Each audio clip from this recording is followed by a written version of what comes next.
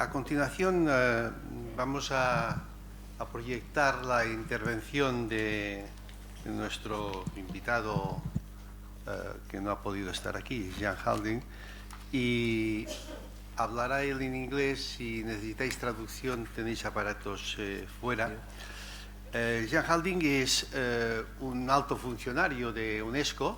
Durante 30 años ha ejercido el papel de secretario de la Convención de la Haya, la famosa Convención de 1954 sobre la protección de bienes culturales en caso de conflicto armado. Es una convención que se concretó dentro del derecho internacional como efecto de la Segunda Guerra Mundial, de la destrucción de la Segunda Guerra Mundial.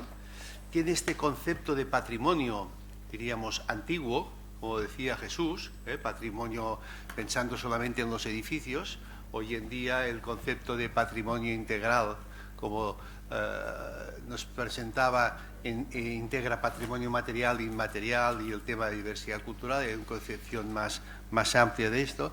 Y lo más interesante que tiene la experiencia de Jan Hladík es que ejerció todo el poder y luego los protocolos posteriores de aplicación de esta convención, es decir, los protocolos de cómo se iban aplicando y cómo se buscaban los mecanismos de denuncia, que creo que esto es lo interesante de esta convención. Por lo tanto, os decía que si queréis audífonos para escuchar en inglés, y daremos una presentación, hemos grabado de unos 20 minutos y luego hablaremos un turno de debates que podemos continuar algún tema con Jesús. Si te quedas aquí en la mesa, seguiremos conversando hasta la hora del café. Good afternoon, dear ladies and gentlemen, dear colleagues. I'm really sorry that I cannot be tomorrow with you because of illness, but I'm really pleased that I was able to participate in this important meeting. I'm going to speak about the 1954 Hague Convention for the protection of cultural property in the event of armed conflict and its two protocols adopted in 1954 and 1999. My presentation is divided into 4 parts. In the first part, I will very briefly introduce UNESCO, a specialized agency of the United Nations, and I will be speaking about its main activities. In the second part, I will be speaking about the main tenets of the 1954 Hague Convention and its two protocols.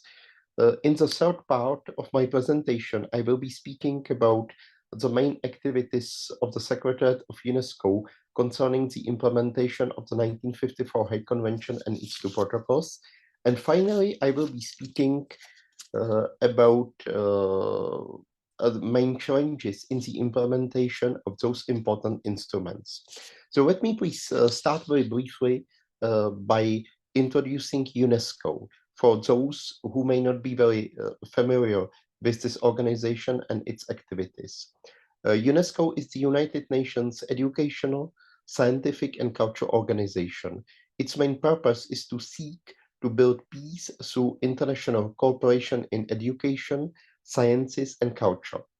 UNESCO's program contribute to the achievement of the Sustainable Development Goals, which were defined in the 2030 Agenda adopted by the United Nations General Assembly in 2015.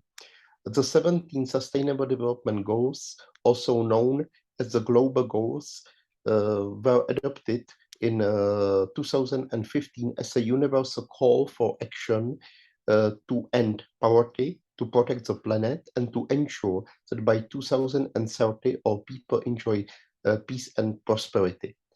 There are 2 important Sustainable Development Goals concerning UNESCO. Sustainable Development Goal number 11, to make cities and human settlements inclusive, resilient, and sustainable. Sustainable Development Goal 16, to promote peaceful and inclusive societies for sustainable development, to provide access to justice for all, and to build effective, accountable, and inclusive institutions at all levels. UNESCO has two global priorities, Africa and gender equality. Concerning the membership in UNESCO, UNESCO has currently 193 member states and 12 associate members. Spain is, of course, a UNESCO member state. Concerning main programs of UNESCO, there are 6: culture, communication and information, education, natural sciences, ocean sciences, social and human sciences. UNESCO has 3 important main bodies: the General Conference, the Executive Board, and the Secretariat. Essentially, the General Conference is aimed, its main purpose is to set the programs and the budget of UNESCO, and it also elects the members of the Executive Board and appoints every 4 years the Director General of the organization. Concerning the Executive Board, it's a body which ensures the overall management of UNESCO. It prepares the work of the General Conference and sees that the decisions of the General Conference are properly carried out. The functions and responsibilities of the Executive Board are derived primarily from the Constitution of UNESCO. Now, the third body of the UNESCO is the Secretariat, which is the executive branch of the organization. It is composed of the Director General of the organization, currently Mrs. Audrey Azoulay from France, and the staff appointed by either him or her. The staff is divided into professional category, general services category, and the director category. UNESCO has approximately 2,200 staff members, and about 700 staff members work in UNESCO's 53 field offices around the world. Concerning the budget of UNESCO, UNESCO adopts a budget on a 2-year basis. Adjusted budget as of June 2022 is 1.5 billion United States dollars, which also includes needed fundraising. Let me now also mention that unfortunately there is a certain amount of areas and total debt from non-member states to the organization, which in 2021 represented approximately 624 million United States dollars. Let me now come to the second part of my presentation, which is about main tenets of the 1954 Hague Convention and its 2 protocols. I will start by mentioning some figures. Currently, the 1954 Hague Convention has 133 high contracting parties. 110 of them are party to the 1954 protocol, and 86 of the 133 high contracting parties are party to the 1999 second protocol. What are main tenets of the 1954 Hague Convention? And this is a very important message to understand. First of all, it's safeguarding of cultural property in peacetime and respect of cultural property during hostilities. I will start by safeguarding. What does it mean? It's the adoption of peacetime of the appropriate measures in order to ensure the survival of cultural property in the event of armed conflict. What kind of measures we are speaking about? Establishment and regular update of inventories of movable and immovable cultural property, then designation of the relevant national authorities for the protection of cultural property, or preparation of the safeguarding of cultural property in situ. it should be pointed out that those measures are not only important in the war during armed conflict, but also as a reaction to human-made disasters, natural disasters, or theft of cultural property. Let me now come to the second issue of the 1954 Hague Convention, the respect of cultural property.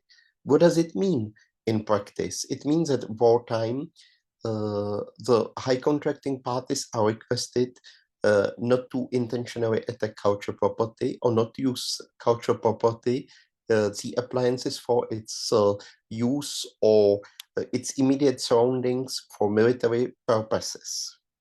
Also, it means that the high contracting parties are requested not to remove movable cultural property during the event of armed conflict, and not to intentionally attack cultural property or not to make the cultural property the object of reprisals. In order to make the Hague Convention known, it is necessary to disseminate its provisions not only to the general population, but to the so-called target groups. What does it mean, target groups?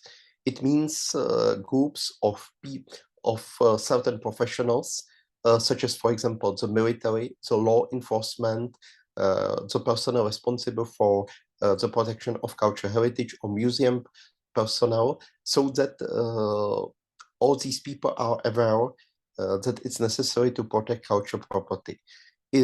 Concerning the military, it has particular importance for the protection of cultural property.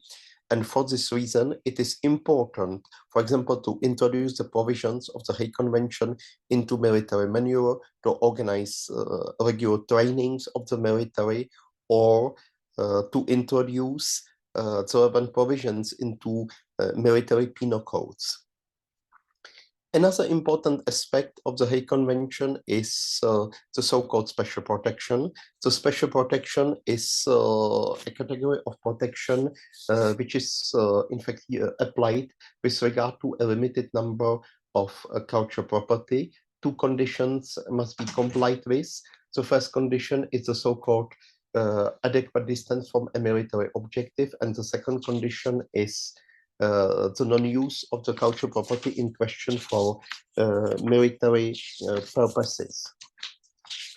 As of now, the special protection unfortunately achieved a very limited object. Currently, there is cultural property in 4 high contracting parties in Germany, the Holy See, Mexico, and the Netherlands, which has been entered in the International Register of Cultural Property under special protection at the request of those 4 contracting parties.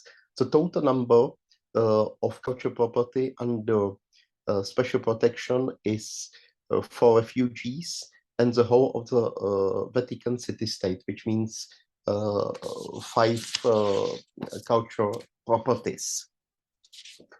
Finally, on the Hague Convention, it is important to mention that it, in fact, obliges the high contracting parties to introduce in peacetime in their penal codes the provision or the provisions sanctioning physical persons who either committed breaches of the convention or ordered to commit such breaches. When I started my presentation, I mentioned the 1954 protocol, and the logical question is why there was a separate protocol from the convention. The 1954 protocol deals with issues concerning the protection of movable cultural property in occupied territory, and 2 important aspects are to mention. The first aspect is the prohibition on the export of movable cultural property from occupied territories, or territory, pardon. And the second, the prohibition of the retention of movable cultural property as war reparations.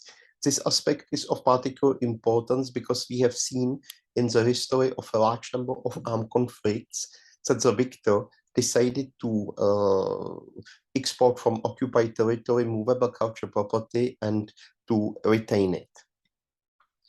And now I'm coming to the second protocol, which was adopted in 1999 in March at The Hague during a diplomatic conference. First of all, what was the reason for the adoption of the second protocol? The main reason was that the conflicts in the former Yugoslavia and in the former Soviet Union have shown certain deficiencies in the implementation of the Hague Convention.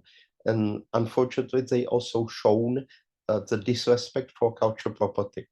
For this reason, UNESCO, together with a number of interested member states, started in 1991, I'm apologizing, the review of the Hague Convention. This review finished in 8 years, and the result was the second protocol. What are the main features of the second protocol? There are several. First of all, the second protocol further elaborated provisions on the safeguarding and the respect for cultural property. Secondly, it established a new category of protection, the so-called enhanced protection. It also established new provisions of international on individual criminal responsibility, and finally it dealt with institutional issues because it established two institutions: the Committee for the Protection of Cultural Property in the Event of Armed Conflict, and also the Fund for the Protection of Cultural Property in the Event of Armed Conflict. I will start very briefly with enhanced protection. So enhanced protection is a new category of protection. It's necessary in order to obtain enhanced protection, it is necessary to comply with 3 conditions. The cultural property in question must be of the greatest importance for humanity. It must be protected by the necessary national legislation which recognizes its specific character. And finally, it must not be used for military purposes or to shield military sites. Currently, we have, let me please go to it. Currently, we have 17 cultural properties in 10 parties to the second protocol, which are protected by enhanced protection. I will mention very briefly the countries. It's Armenia, Azerbaijan, Belgium, Cambodia, Cyprus, the Czech Republic, Georgia, Italy, Lithuania, and Mali. 16 of the 17 cultural properties are cultural World Heritage Sites, and the 17th one, the National Center Library of Florence, is part of the Historic Center of Florence, which is the World Heritage Culture site. I also mentioned the second protocol Intergovernmental Committee. It has essentially 3 functions. It's responsible for monitoring of the implementation of the second protocol, the management of enhanced protection, and international assistance. The committee is currently composed of Austria, the Czech Republic, Estonia, Greece, Morocco, and Nigeria. They were elected until 2023. And Azerbaijan, El Salvador, Finland, Japan, Qatar, and Ukraine, which were elected until 2025. And the current chairperson of the committee is Her Excellency Mrs. Claudia Reinprecht from Austria. Let me now come to the third part of my presentation concerning the implementation of the role of the UNESCO Secretariat in the implementation of the Hague Convention and its 2 protocols. As unfortunately we are witnessing the devastating effects of the conflict in Ukraine on cultural property, on cultural heritage, I will start with actions of the UNESCO Secretariat and the second protocol Intergovernmental Committee concerning Ukraine. First of all, there was a specific declaration of 18th of March 2022 by the Second Protocol Intergovernmental Committee, which called for respect for international humanitarian law and international human rights law, and it called upon the Russian Federation to become shortly party to the Second Protocol, and it urged the Russian Federation to comply with the provisions of Article 4 of the Hague Convention concerning respect for cultural property. It also encouraged Ukraine to mark cultural property and the transport of cultural property with the distinctive emblem of the Hague Convention. And finally, it called all UNESCO member states, UNESCO and the relevant cultural heritage expert organizations to provide Ukraine with any support or advice in protecting and safeguarding cultural property, including risk preparedness measures.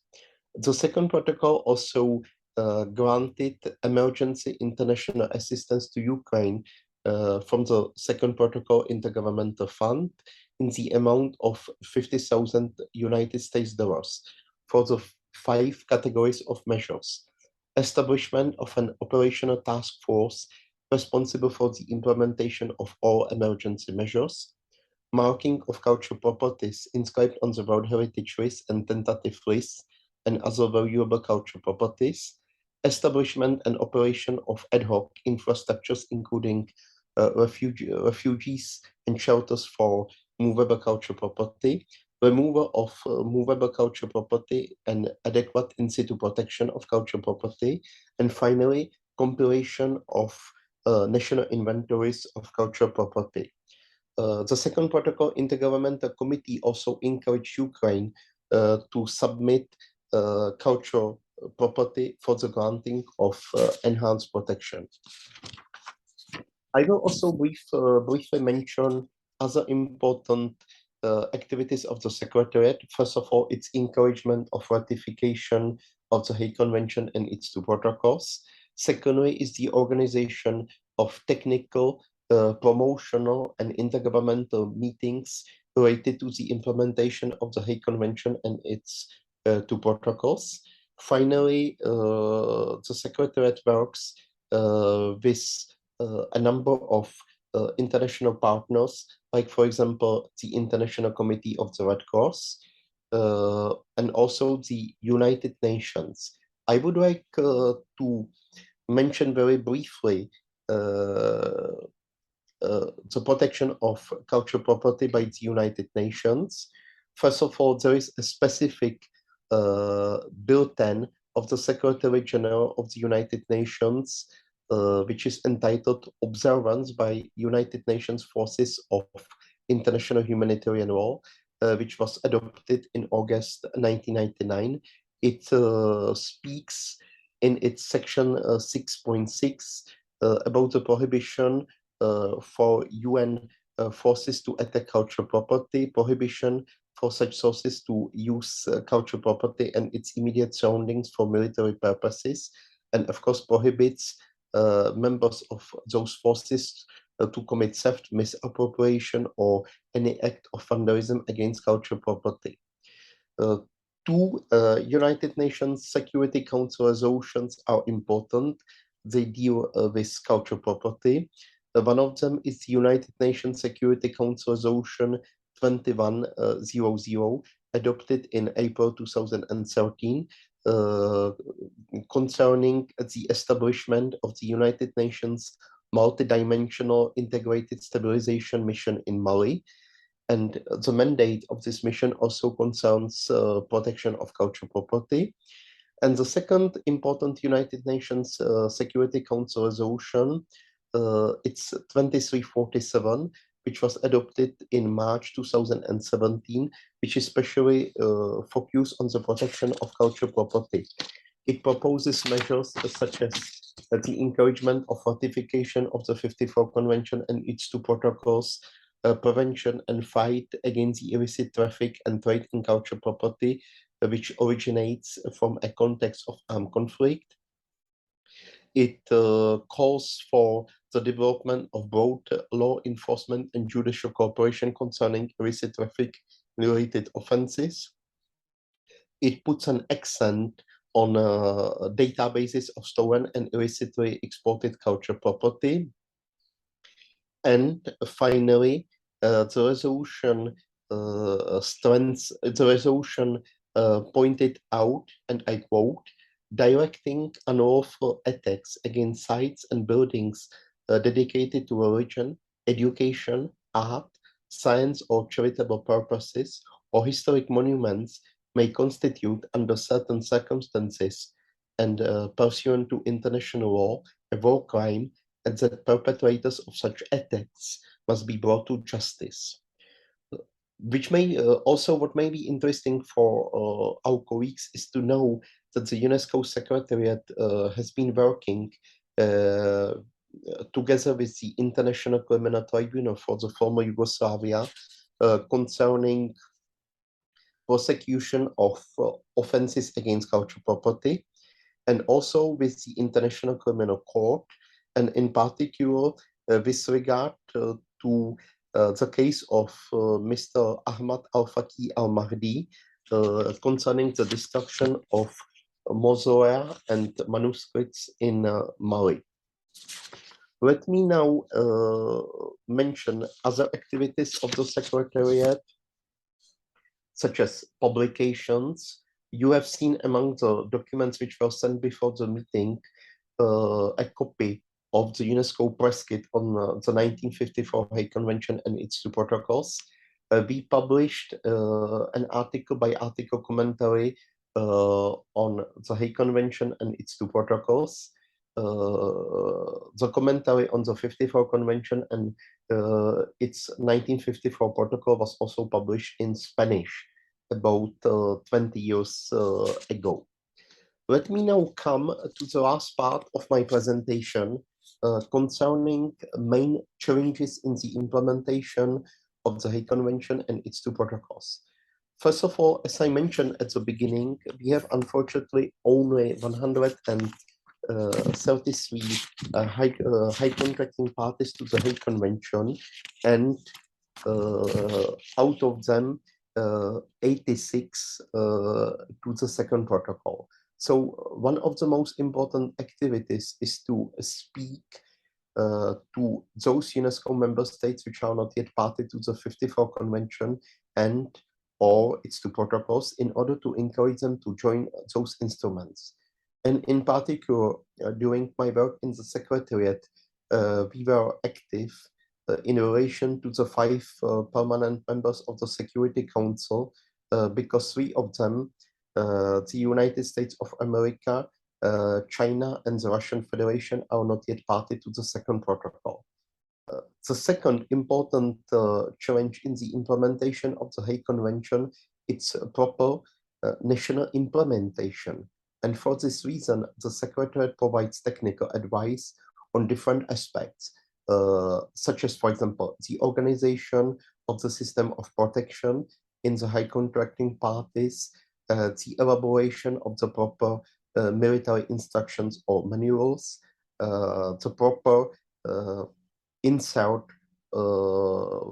concerning the protection of cultural property in civil or military penal codes, or the encouragement of the high contracting parties or states parties to the second protocol to participate in different UNESCO activities, so that there is an exchange of international information, and first of all, the sharing of best practices and best national experience. I would like also mention very briefly another important international instrument, the 2000, which was adopted under the auspices of UNESCO, the 2003 UNESCO Declaration concerning the intentional destruction of cultural heritage, which was adopted as a reaction to the destruction of Buddhas of Bamiyan in Afghanistan in 2001.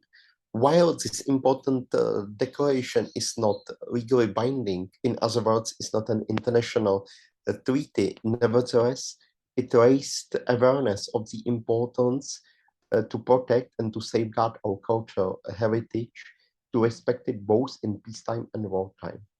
I would like to thank you for your attention concerning my presentation, and I would like to wish every success to our meeting.